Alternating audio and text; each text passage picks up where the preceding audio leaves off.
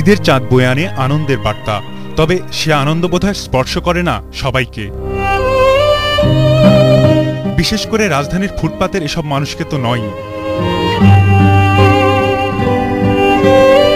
তাদের ব্যস্ততা নেই ভিড় ঠেলে রাত দিন কেনাকাটা করার, অথবা যানজট আর ভাঙাচোরা মহাসড়কের বিড়ম্বনা সাথে নিয়ে বাড়ি ফেরার।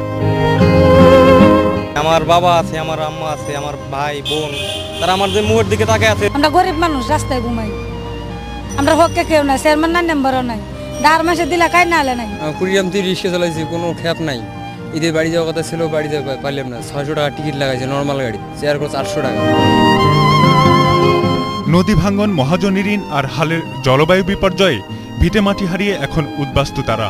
রাজধানীর ফুটপাতই তাদের একমাত্র ঠাঁই, অথচ এক সময় তাদেরও ঘর ছিল। সেই ঘরে ঈদও উদযাপন হতো পরিবার পরিজনের সান্নিধ্যে।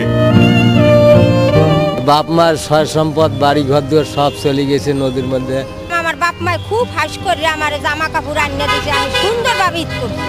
আর এখন তো আমার কষ্ট হইতে আছে। ঈদের আনন্দ শিশু কিশোরদের জন্য হলেও রাস্তা শিশুদের জন্য তেমনটা নয়। তাই তো তাদের ঈদের খুশির উপলক্ষ চিত্রনায়ক শাকিব খান। কিভাবে তোমায় ছাড়া আমি বাঁচি, যেও না দূরে থাকো কাছাকাছি। কাপড় চোপড় পরবো, তারপরে ঘুরবো। ও হলে তো মলে ছবি দিকটা ঘুরবো। সাধারণভাবে মানুষ অধিকার বঞ্চনার মুখে পড়লে প্রতিবাদ বিক্ষোভ করেন, তবে এমন মানুষও আছেন অধিকার শব্দটি যাদের জীবনের সাথে বড্ড বেমানান। মুখ ফুটে বলাও হয় না কতটা চাই কিংবা কি চাই।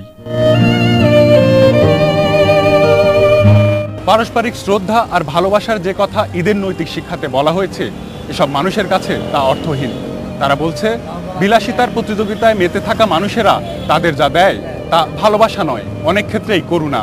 আর তাই ভালোবাসাহীন ঈদের আনন্দ তাদের কাছে হয়ে ওঠে অনেকটাই সাদামাটা। S M Mohiuddin, ATN Bangla, Dhaka.